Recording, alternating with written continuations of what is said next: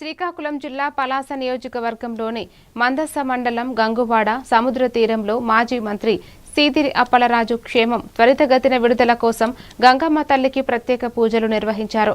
సాగర మత్స్యకార సహకార సంఘం ఆధ్వర్యంలో జరిగిన ఈ కార్యక్రమంలో మహిళలు, మత్స్యకారులు, వైఎస్ఆర్సీపీ నాయకులు, కార్యకర్తలు పెద్ద సంఖ్యలో పాల్గొని ఆయన త్వరలోనే ప్రజల మధ్యకు రావాలని ప్రార్థించారు.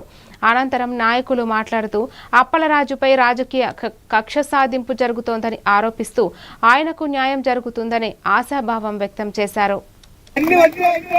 ఇప్పుడు మనకి డాక్టర్ గారు అయినటువంటి కృషి ఫలితమే ఈ మధ్యకాలం మన మంచి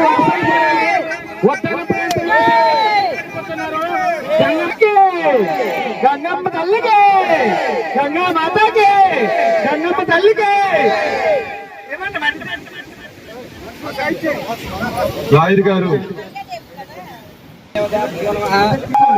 తల్లికి, గంగమ్మ తల్లికి.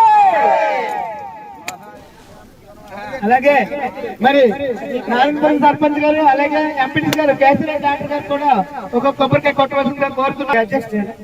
కప్పులు కొబ్బరికాయ వస్తుంది.